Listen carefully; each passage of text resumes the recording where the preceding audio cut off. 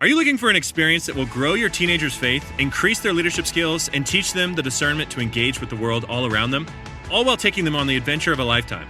I mean, who isn't looking for that? If your teenager loves fun, adventure, and wants to grow in their faith and leadership this summer, then send them to Excel's Summer Leadership Camp.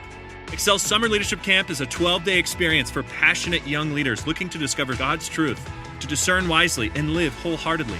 Your teenager will embark on a transformative journey in the Blue Ridge Mountains, where they'll build lasting friendships in the context of community, embark on thrilling adventures like camping, rock climbing, whitewater rafting, and they will receive expert training and certifications in categories like CPR and wilderness first aid. Each aspect of the camp is woven together to help them learn to discover truth, to discern wisely, and take godly action in the context of real-life situations. To learn more or begin an application, go to theexcelcamp.org. That's theexcelcamp.org.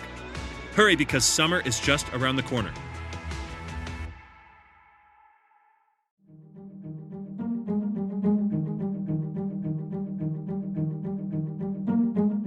Hey everyone, welcome back to the Reclamation Podcast, where our goal is to help you reclaim good practices for faith and life. I'm Tony, and today is episode 98 of the podcast. I get to sit down with pastor, speaker, and advocate Jeff Henderson. Jeff is an incredible storyteller and speaker, and he talks all about his strategy for. That's right, for, F-O-R. What does it mean to be for a community? What does it mean to be for something, for what you believe, and how that changes everything? I know that you're going to love this episode with Jeff. He is a tremendous visionary when it comes to this idea about how to be an advocate for your community.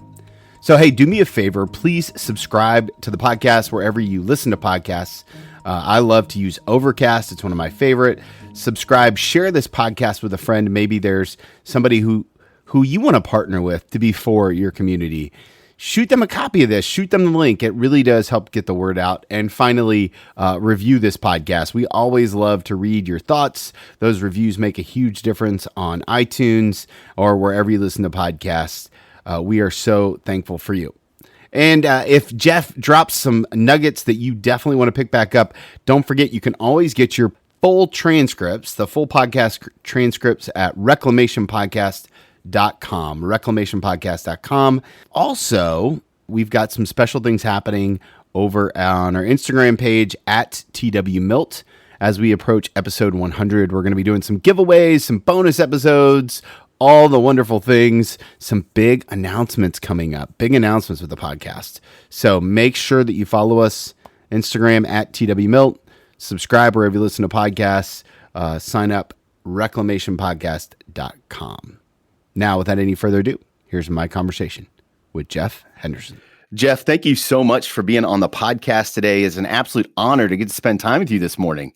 Tony, good to see you, man. I'm honored to be here. And you guys are the church that are for the schools, right? That's who y'all are, right? That's right. That's right. We're for Centerville, and we're for Centerville schools, right? And that is so much because of your message. So thank you. I appreciate it so much. That's one of the many reasons I'm honored to be here. So thanks for having me. Now it's interesting. I was on Instagram last night, as I often am, kind of just mindlessly scrolling, and I saw a post with you tagged in it from your friend Carrie Newhoff, who said that you can tell a lot about a person by the way they put their grocery cart back. And I thought, I get to talk to Jeff Henderson tomorrow. That's the first question I want to ask him. Tell me about that story and why that matters. It's so funny. I have no idea how that started. Well, I do. It's been years, but I think I mentioned it in a podcast or something. But I don't know. I think Carrie and I were talking about character. I'm like, well, here's a sign. You can tell the character of someone by whether or not they actually take the grocery cart back to where it's supposed to belong, or they just, take it to the car and then just leave it for other people to. And I don't know, he posted that and then it just kind of went viral. And then that was like, I don't know, 5 or so years ago. And then he posted. Now it's impressive for Kerry because he's in Toronto where it's freezing. And that picture, I did see it. It just made me cold looking at. Of course, we're in the South. So yeah, that was funny. But yeah, that's just kind of a running joke that of all the things I've tried to say in the world, that seems to be the one thing that's sticking. So It is always interesting to me how little things like that go so far, but I think it holds one of those truths to it, right? That it's just if you're faithful in the little things, that's out there. Well, I'm concerned. I wonder if people see that quote. Go, whoever this Jeff Henderson guy is, he seems pretty judgmental. So that certainly wasn't my goal. But yeah, that was funny last night. Like this thing continues. I loved it. And you've had some major life change over the last since September, really, and your kind of career has been super interesting to get to know a little bit. And you recently left Gwinnett Church to start a brand new organization called the For Company. And I always like to start with this kind of question around this idea is how did you know that it was the right time to make a career transition? Because if I look at your portfolio, you've worked for some pretty rock star companies, Chick-fil-A, the Atlanta Braves, Gwinnett Church. I mean, in Christian circles, that's like an all-star lineup. That's like Murderer's Row, you know? I've never heard it described that way, Tony, but that's cool.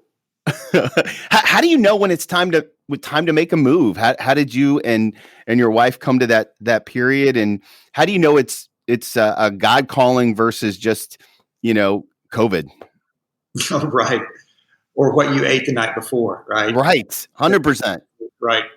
Well, I'm really careful to overlay my story to anyone's story and say, this is what you should do. Because I think it's important to know your wiring. And part of my wiring is a starter. I like to start things. I'm fascinated with ideas. I want to solve big problems in the world. And it seems like I have a 7 to 8 to 9 year, run, and then I'm kind of on to the next thing. But at the same time, I think it's really, really helpful to apply some principles to big decisions like this. Not a lot of people are leaving a certain job to start a company in the middle of a global pandemic. But at the same time, if you allow fear to dictate your decisions, then fear becomes your God. And fear is a terrible God to have in life. So you've got to balance not being afraid with an abundance of wisdom. And the scriptures are clear that with many advisors, you can succeed in decisions, and plans fail for lack of advisors. So really for us, the journey was about 1.5 years. We saw empty nesting coming for us in the spring of 2020. And I meet with a personal advisory board, just 4 guys that I've been traveling with for 17 years. These are older guys. I kid these guys. I tell them I want to grow up to be like them someday. And they began to ask me, hey, what do you think this empty nesting season is going to look like for you and Wendy? Because she's going to be able to travel a lot more with you if you go speak. And that really began a journey for us to go, God, what do you want? And one of the things they asked us to do is to pay attention to what the Lord was doing. And then as we looked up and saw so many churches like your great church leveraging For, we thought, wow, is there a way to maybe step out of the lead pastor role on a day-to-day basis and be a pastor to pastors? And what I'm doing today, because here's the thing that people may not know about you and me, Tony. We need pastors too. Pastors are real people. Sometimes people don't, I don't know, maybe it's the clerical, clothing sometimes for some people, but we're real people. So I thought, what if I became a pastor to pastors in this new season and just encouraged pastors and maybe created some resources that I could provide them that has worked for us. And at the same time, because of my business background and because of how well the For book was doing, I really wrote it as a business book. I began to see that, business people need to understand purpose as well. And so this time last year, I went on a 24-city business breakfast tour, talking primarily to business leaders.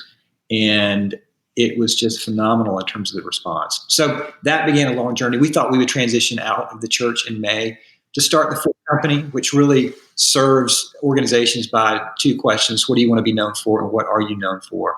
And trying to make sure that the answers to those 2 questions match. That's true for churches, businesses. It's actually true for people as well. But when COVID hit, we extended our runway until September. Stepped down in September, took October off to kind of decompress a little bit, and then we've hit the ground running in November. And it's been incredible. I mean, it's just I know that as I mentioned, we're in a global pandemic, but the opportunities to serve businesses and churches have just really started to explode, and that's a really good thing. Yeah, I love that. I'm curious. As I have read the book and kind of we've gone on this journey here at Restoration, it feels so simple, but yet it's not something that came naturally to me as a leader to articulate. Where did the genesis for this idea about being for and what you're known for? How did that come into your life, and how have you seen it? How have you developed it? Mm-hmm. Totally agree with you, Tony. It's simple, but as Steve Jobs said, simple wins. Yeah. And I think simple is not easy. There's Mm-hmm. a difference between those two. And I do believe in church world, sometimes we complicate the message by trying to make it quote unquote deep. Deep, we complicate it. So simple wins in any business, I believe. My friend Donald Miller says, if you confuse, you lose. Keep the message simple. And I really was challenged a few years ago by a mentor of mine when I told him I was so, as you mentioned, so blessed. I didn't describe it as murderer's row, but been blessed to work with some great organizations. Chick-fil-A, a multi-billion-dollar organization, and North Point Ministries. It was named recently as the largest church in America. I don't know if that's true or even if that's important. But the reason I say that is two thriving organizations in the business space and nonprofit space. And I thought, wow, how blessed am I? And he said, well, you are, but you also have a stewardship responsibility. What did you learn from those organizations? What did you learn, especially about what caused them to grow? And what could you share with the rest of us? And if you could put it in a book, and particularly half a piece of paper, that would be great. And so, which was quite the challenge. As I reflected on this, it really kind of came down to these two questions that I've been traveling with for years now, but I've never really communicated it beyond Gwinnett Church, if you will. And that's, what do you want to be known for? Again, to your point, Tony, very simple. But when I go work with organizations, one of the things I do is I pass out pieces of paper for the leadership team, and I ask them to write down what they think the answer to that question is. Then I gather the questions and I read them. And more often than not, you get all these different kinds of answers. And if there's confusion in the office space, there's going to be confusion in the marketplace about what your organization wants to be known for. And it can't be a 17-paragraph mission statement that we went on a retreat 3 years ago and it's a filing cabinet somewhere. It's got to be really simple so that everyone can rally around it. And that's what you uniquely bring to your community and what you're uniquely about. But the second question is probably the most challenging one, and that is, what are you known for? And that's not your question to answer. It is the customers or the people who attend your church or the people who are part of your organization that are, as your customers or attenders. It's their reflection back to you on whether or not you are delivering on your brand promise in question number one. But the reason these two questions are important is when the answers to these two questions match, when what you want to be known for is what you're known for, you create a sales force for free. You leverage the most powerful form of advertising a business, a church planter, a nonprofit leader can ever have, and that's positive word of mouth advertising. And I saw that at Chick-fil-A. I saw that at North Point. And then when we started Gwinnett Church, that's how we kind of came up with this whole For movement with launching For Gwinnett. And it just rallied people around what we were trying to do. And it created vision carriers that carried our vision into the community and into their circles of influence. And so when a church can understand how to close the gap between those two questions, or a business, that's one of the ways they grow. Yeah. Why do you think there's such a disconnect between the two, right? Like, I think most leaders would say that they want to be, they want the connection, and yet most of us don't really have it, or we struggle. Is that because we overcomplicate the message? Is it because we get too much in the weeds around the message? What would you say, as you've now worked with hundreds of businesses and churches, why is there such a big disconnect for what you want to be known for and what you're actually known for? Well, let's pick on businesses. Since we're pastors, we won't pick on us pastors. Okay, so if and the same is true for pastors. But if a business was a person, many businesses would be considered narcissists, because the most important goal of the business is to stay in business, right? The most important goal is the self-sustaining mission of any organization. And while that's understandable, what happens over time is you begin to drift away from the people that you're actually trying to be for and trying to serve. And you have what I call insider-itis. You look at the business from the insider's point of view. So let me give you an example from my former life in the quick service restaurant industry. When I was working one of the things I did at Chick-fil-A was I worked individually with operators to develop marketing plans to grow their business. And around lunch, I would ask the operator to come out and stand in front of the counter with me to see the business from the customer's perspective. And they would say, Jeff, this sounds like something somebody from the corporate office would do. We got to be in the back because this is our busiest time of the day. And I said, I totally understand that. I'm not asking you to do this every day, but I am asking you to do this rather frequently, because if not, you're only going to see the business from behind the counter. And that's a dangerous place to be. And then you start to make decisions on what I call producer logic versus consumer logic. What's easier for the business versus what's better for the customer. And over time, the self-sustaining mission begins to grow. And you begin to be more for the business than for the customer. So what you have to do is understand that if you're going to shrink the gap between those two questions, you have to authentically be for four groups of people. You have to be for the customer and a tender. And sometimes you have to choose what's best for the customer and a tender over what's best for the organization. You have to be for the team. You have to be for the community. What are you bringing that's making the community a better place? And then you need to be for yourself, for your leader, to make sure that you're running the business, but the business isn't running you. And to have systems in place to make sure that you're genuinely and authentically for those four groups of people, because those four groups of people are actually the ones that are going to talk about your business.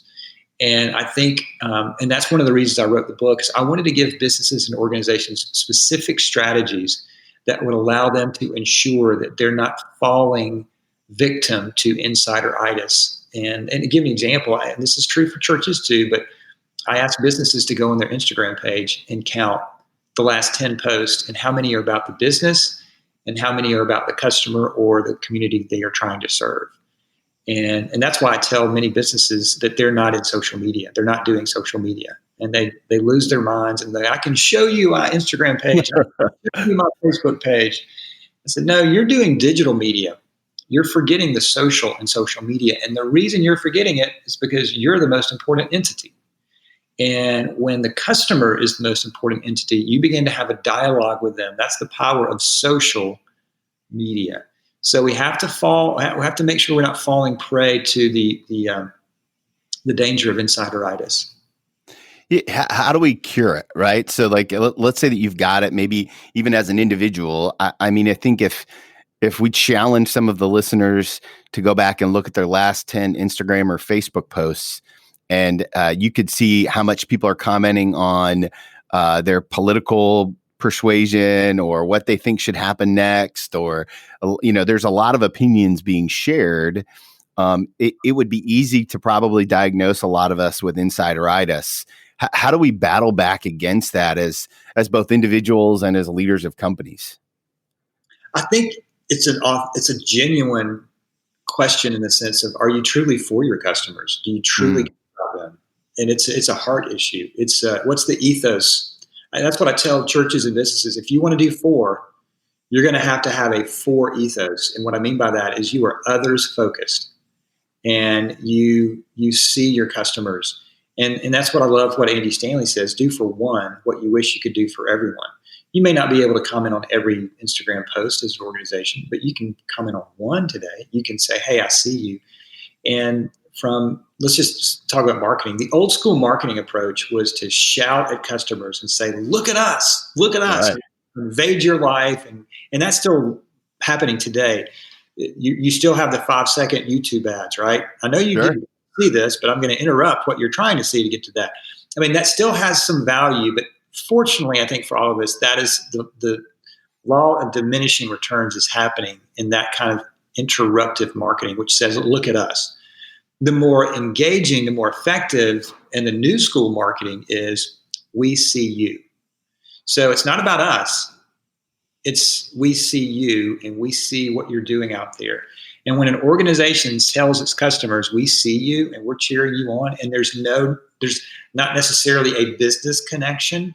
Like, why are they doing this? I mean, that's why I love what you're doing with the Centerville schools. And I mean, I don't want to steal your thunder, but what y'all do to basically have a tab at Starbucks, and if they show the Centerville school ID, they get a free coffee on you. And I love it because they're walking away and they're thinking, why do they do this? What's in it for them to be for Centerville schools? That's a really great question for any organization to have asked about them.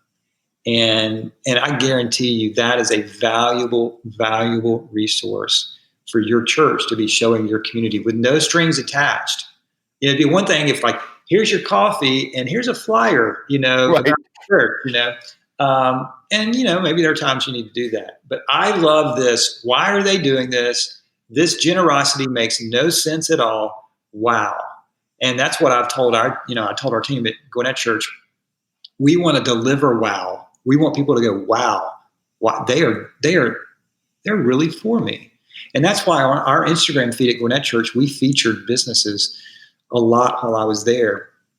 And businesses would say, hey, do you want us to put flyers about your church in our stores? And we would say, no, we just want you to run a great business, because if you run a great business and you hire people in our community, it's going to make our community better. And we're for Gwinnett and we're for you. That's all you need to do. And people are just floored by that. So the opportunity to be a breakthrough church, a breakthrough business, the good news is, the bad news is it takes a little extra effort. The Sure. good news is it doesn't take an extraordinary effort, nor does it need to have an extraordinary, idea that no one has ever thought of. But I'm telling you, what y'all are doing at Starbucks for your community, people are talking about.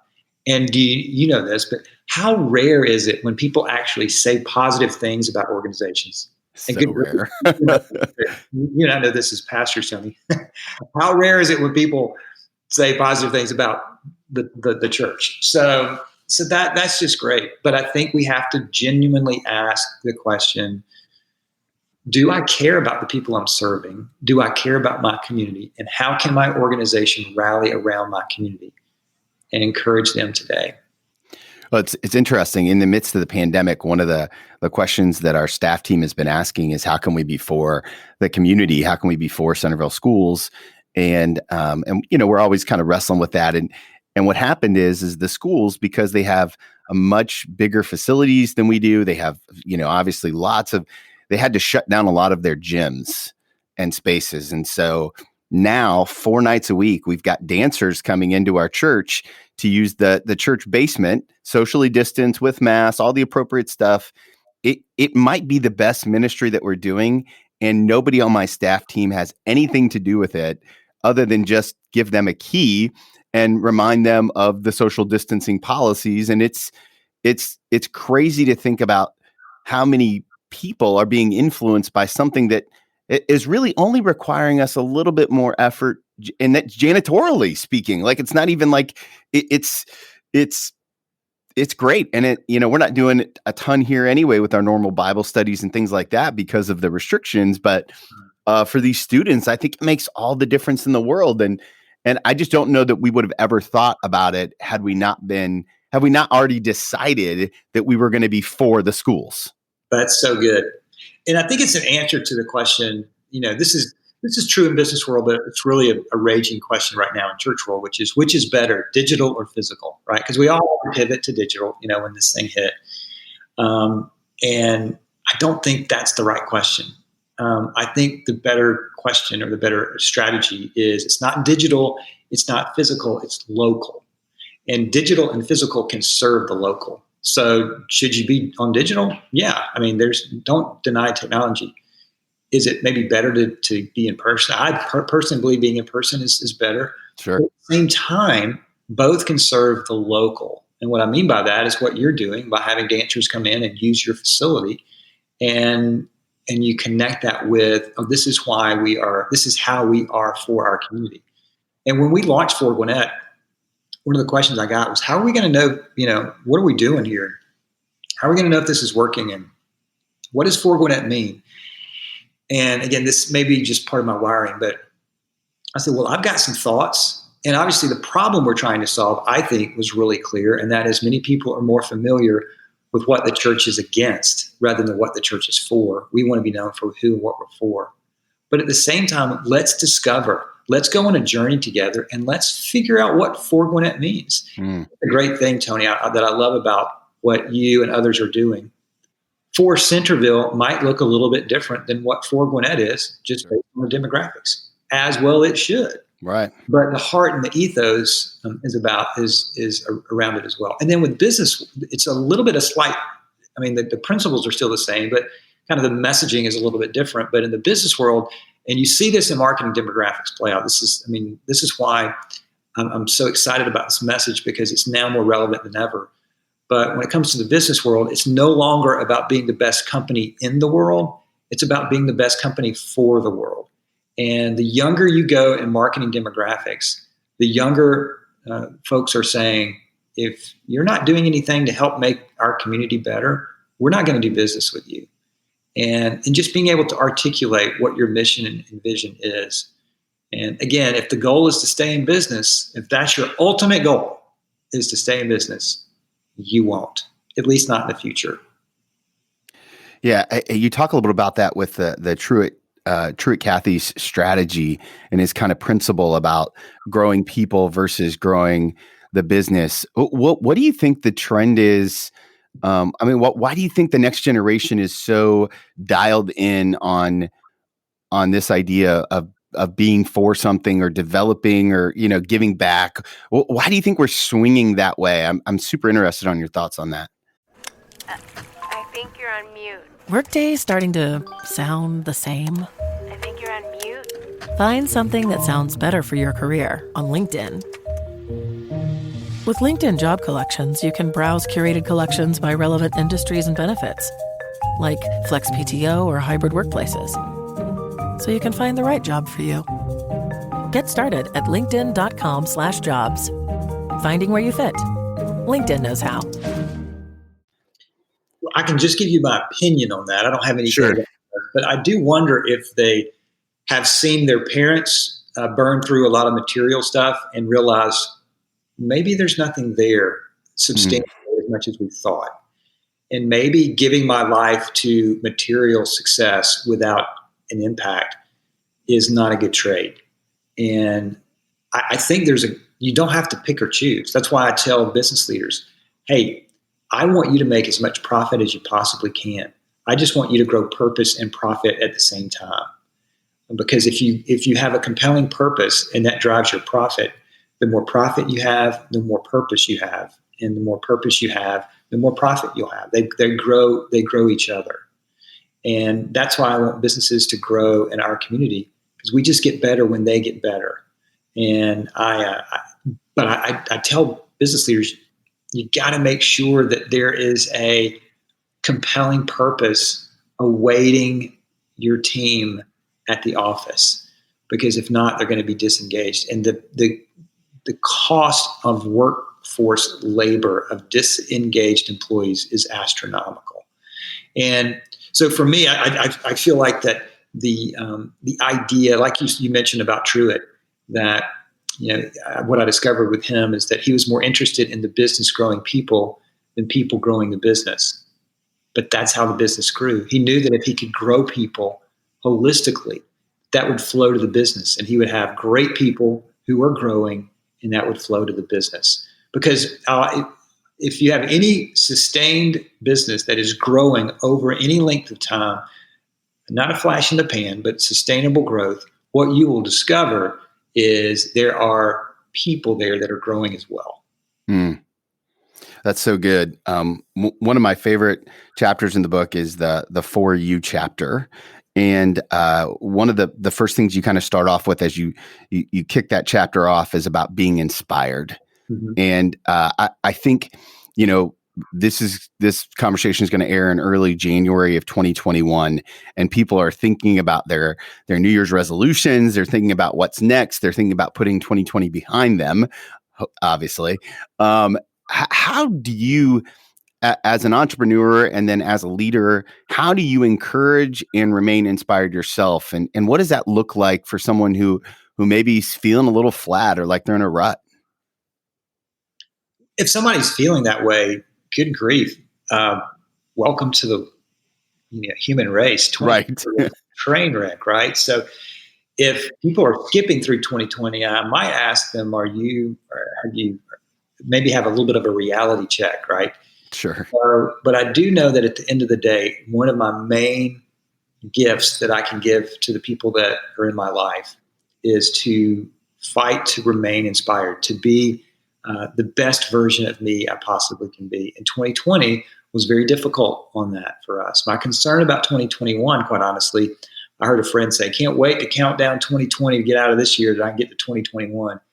As if 2021 will be completely different, at least the first quarter, right? And so I'm a little concerned that we might be setting ourselves up for more anxiety and depression if we begin to realize the first quarter or so of 2021 might not be much different. So you have to ask yourself, what can you control and what you can't control? And what you can control is your fight to remain inspired. And I list several ways to do that in the book. But one of the ways for me is to ask big, is just to ask big of people and ask them, hey, can I interview you? Can I come? Like I wrote Warren Buffett a letter one time, the richest man in the world, and said, hey, I read your autobiography and I really enjoyed it. Can I come out to Omaha and ask you 3 questions? And I'm not going to ask you for money, even though I'm a pastor. And I got a letter back from Warren Buffett that said, dear Jeff, no, I will not. But I'm probably the only one on the podcast who actually has a letter from Warren Buffett, right? And the only reason was because I asked. And so I want to ask big of people and go, hey, can you do this? But to do that, I have to fight through all the no's, because if I ask more, I'm going to get more no's, but I am going to get some yeses. And I put in the book this story of going to Pixar, and I just love that story because I just asked them, hey, my family's coming out to celebrate my daughter's high school graduation. Can we get a private tour of Pixar? Because we grew up listening to, sorry about that. We grew up listening to or watching Pixar movies. And I got a letter back or phone call back that said, yeah, that sounds good. And so we got a private tour of Pixar. And so again, in that I have a picture at home reminding me, keep asking big. So as you go into 2021, one of the best ways that you can be for people is to make sure that you're taking care of yourself. It's the old analogy. It's a worn old analogy, but it's really true that if the plane's going down and the oxygen mask come down, first breathe in yourself and then put it to the person next to you. And again, the best thing I can give my organization and the people I'm trying to serve is to bring my very best and to be the best version of me. That means I got to get enough sleep. Sleep is so underrated. I got to take care of myself mentally, physically, emotionally, and spiritually. And that's not selfish. It's actually a gift to the people in your life. Well, I love that. One of the things that we say around here a lot is that if you aren't dedicated to your disciplines, you'll be destroyed by your distractions. That's great. And so I'm curious, what are some of the disciplines now as the CEO and founder of the 4 company? What are some of your disciplines that you have to do in regularity to make sure that you're the best that you can be? You said sleep and physical fitness, I'm sure is part of it. What are some of your spiritual disciplines or your rhythms that help keep you healthy? Mm-hmm. For me, and I'll put this in the book as well, a great day begins the night before. And I just firmly believe in that. And so one of my habits, in fact, this might be my primary habit in 2021, is to just spend a few minutes writing down what are the 3 wins I want to accomplish tomorrow, and then write them down from a time stamp. So it could be, I want to work out at 6 a.m. tomorrow morning, and here's what I'm going to do. Research after research has said that if you will do that and write that down with a specific time the night before, it greatly reduces the likelihood that you'll actually get up and do it, versus just going to bed with good intentions and setting an alarm that you hit snooze on for 15 minutes. Sure. So a great day begins the night before. So that's one of the specific habits for me. A principle for me in these days is a biblical principle, which is do not despise the days of humble beginnings. And so I've gone from being the lead pastor of 2 locations, being able to serve thousands of people with a staff of 55, to little old me, starting all over again. But I love that verse because it says that God loves to see the work get started. And so I can't despise the days of humble beginnings. And I've been here before and I've done this before, but it doesn't get, there's still the grief of what you walked away from. And then processing that with my wife has been great. And then especially in these days, there are no decisions right now that I'm making that I don't run by my wife at some point. At some point, this thing will start to scale and, we'll have to bring other people in and all that kind of stuff. But right now I'm like, what should I charge for this thing? And I got this idea with this person. What do you think about that? And everything's being run through her because I want us to go on this journey together. I don't want 6 months from now going, hey, I made this financial decision that I probably should have told you about from the very beginning, and now I got to clean up the mess. So I want to make sure that she and I are walking step in, each step along the way, and then ask the question: am I enjoying this? I'm getting a lot of different opportunities, which is a blessing. But there's some opportunities I'm like, I don't know that I'm good at that. I don't know.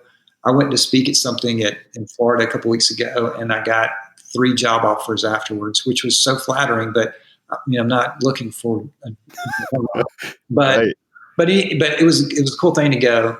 No, I don't think I want to. I don't want to do that because I'm in my 50s now, and I'm by no means retiring, but I want to be able to have a quality of life that work is not consuming it 24/7. I don't want to do that. And I've heard this thing that when you start something, you've got to, sacrifice your life and everything to go for it. I don't think so. Yeah, you gotta go for it. You got to work hard. You got to be smart. I get all that, but I don't want to sacrifice my life for a job. Yeah. We need to make income and all that kind of stuff. And I'm not going to be irresponsible, but work is not my life.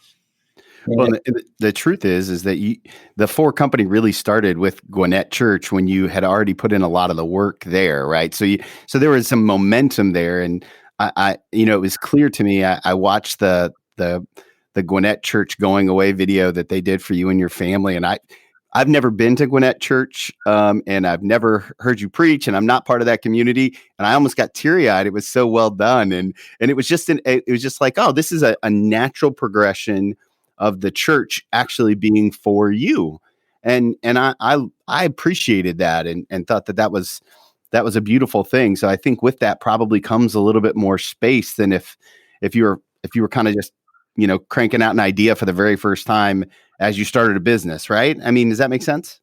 It does. And again, you have to, Truett Cathy also taught me this, take advantage of unexpected opportunities.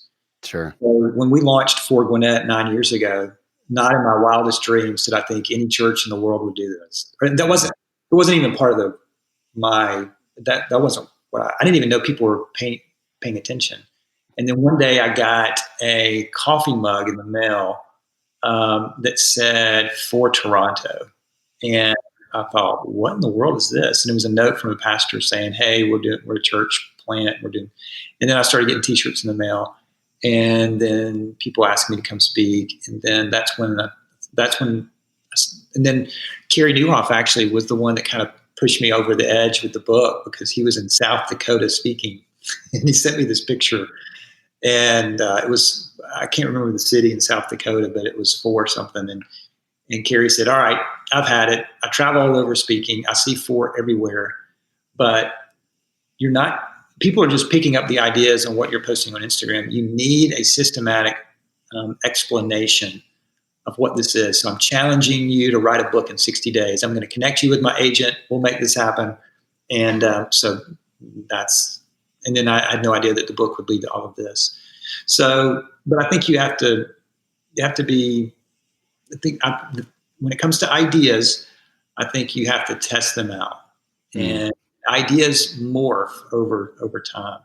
But this one has pretty much stayed true. And then to be able to see us be able to communicate this to the business world has been really, really, really great.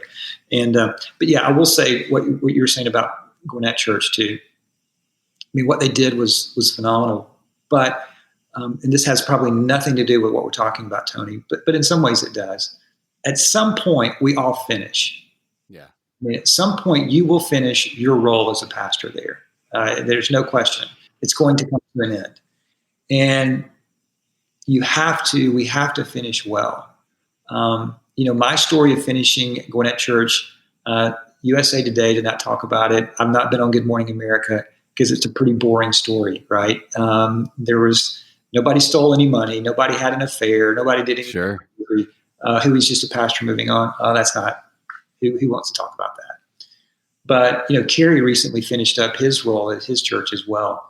And both he and I were talking, and we're like, we like boring finishes in a sense. But you finish well. Finishing well starts today. And it doesn't start. So even if, you're not going to leave your role for 10 more years, let's say, you still finish well today. You begin to be emotionally healthy, and you begin to plant the seeds, because if you don't do that, you may finish well in a train wreck, like many business leaders and certainly church leaders have done.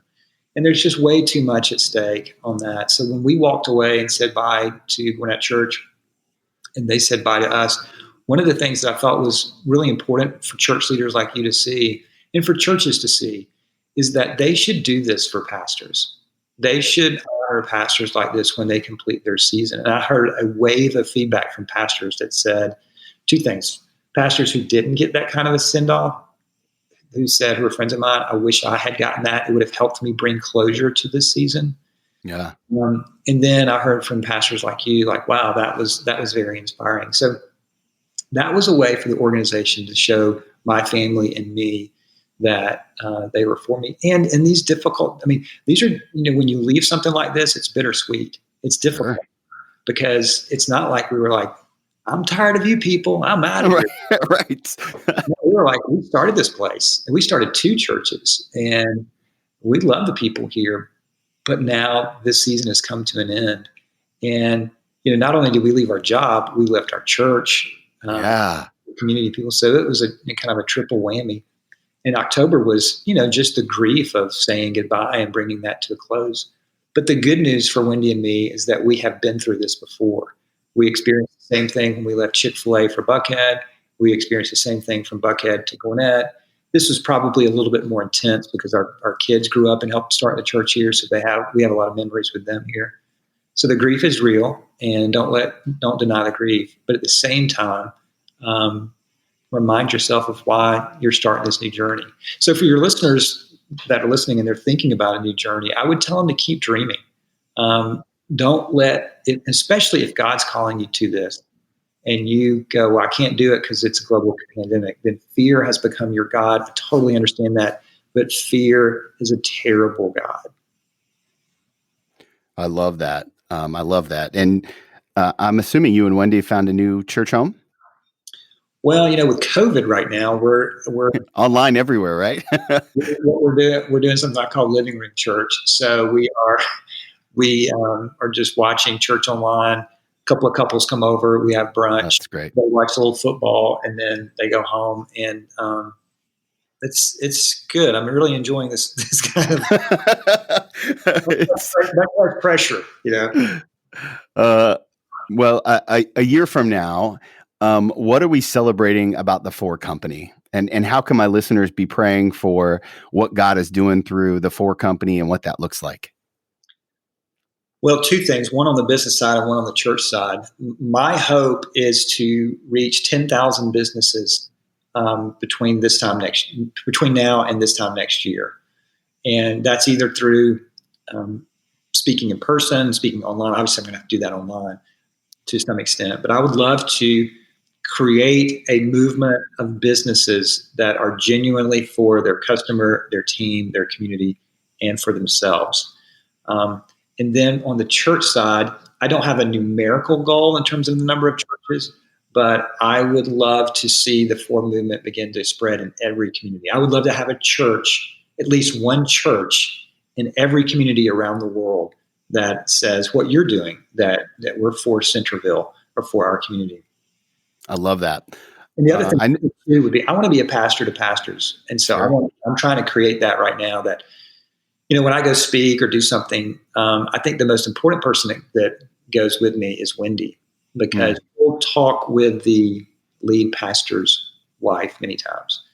And what people don't understand about church world is often the person that is forgotten the most is the spouse of the lead pastor.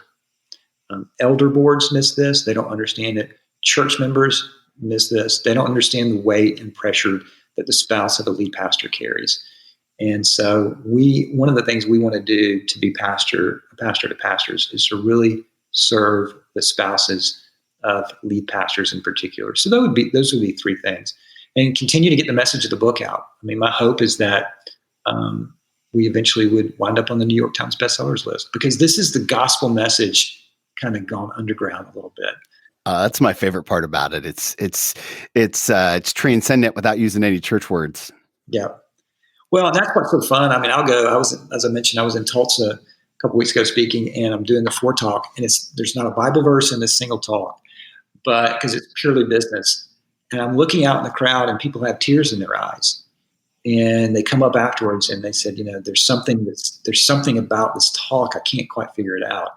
And I'm like, well, first of all, it's not me, because I'm not that great of a communicator. It's really the Lord. And it's really the Lord taking these words and applying them to your heart, because they'll say, I just knew that there was something bigger about my job than what I was doing. And now you've given me language to understand how I can genuinely be for people at my job. Mm-hmm. And I really want that for the business world. I want people to go to work every day to know this is a platform for me to be for people. And that's the other thing I love what you're doing with Starbucks. Not only are you providing that for message to the person through the drive-through, you're encouraging the people at Starbucks. Yeah.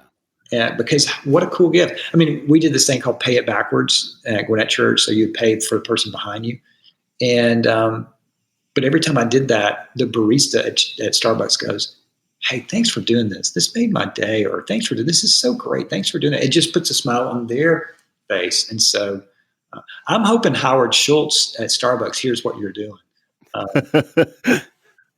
Well, I kindness spreads. It's just, kindness spreads, and it's a good message. I know my listeners are going to want to keep up with you and the 4 Company. What's the best place on the interwebs to connect with you? I know the 4company.com is your website, but what about where you're putting out content? Yeah, jeffhenderson.com might be the better one. We're kind of retooling 4 Company, but I've got free resources there. Would love for them to buy the book. At the end of the book, and Tony, my cell phone's in the back, and I would love for them to text me. And I'm getting like a text a day now, and it's just so fun. People saying, because I've asked them, text me, if you will. I'll text you back, but let me know how I can help and what are you going to apply based on what you're hearing from the book. So I would love for them to get the book and read the book and then text me. And I promise you I will text back. That's awesome. Okay, last question I always love to ask people is an advice question about giving yourself one piece of advice.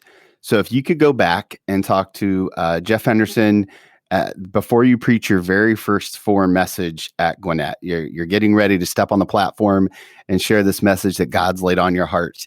If you could go back and give that man one piece of advice, what would it be? Wow, that's great. That's a great question. I would say to enjoy this journey and not let the pressure of it override the joy. And because you know how this is when you're starting something. I mean, we started Gwinnett Church in a little Italian restaurant with a few people there, and we actually asked them to write checks. This is back in the you write checks days, and sure, you're like, is this going to work? And I have so many memories, but the pressure of, will we be able to pay for this? And building, we built 3 buildings over these 9 years, which For those of you that have built buildings, you know how wonderful and stressful that is. And so don't let the joy of the journey be taken away. And also realize you're making this up as you go along. So just learn and have fun and laugh a lot more. And so I think in those early days, and this is another reason why Wendy's such a gift to me. She's the fun Henderson. She'll make sure that I'm laughing along the way. Don't take yourself too seriously. And so I would say that is enjoy this journey because it's going to go fast. That's beautiful. Jeff, thank you so much for being so generous with your time today and for the work you're doing for churches and businesses. I just want to encourage everybody, make sure you pick up your copy of this book. It will really open your eyes to a great strategy for life. So thank you, Jeff. Thanks, Tony. God bless. Like I said, that was an incredible conversation with Jeff. I'm so thankful for his generosity, for his time. I really love the way he talked about what it means to be for the customer, for the team, for the community, and for you. The sense of belonging and true strategy and success versus excellence. So many things out there that are worth writing down. So I hope this episode really, stuck with you and made you think about what you're for, how you're going to live this out in the community, and ways to step out in faith in what you're for. So as always, the best compliment you can give, leave a rating and review on iTunes, share this episode with a friend, and make sure to hit that subscribe button. We are inching our way towards 100, guys. I couldn't do it without you. I'm so thankful for this community. There's going to be some bonus episodes, some giveaways. Follow us on Instagram. Make sure to subscribe. Check us out, reclamationpodcast.com. We'll connect with you guys real soon.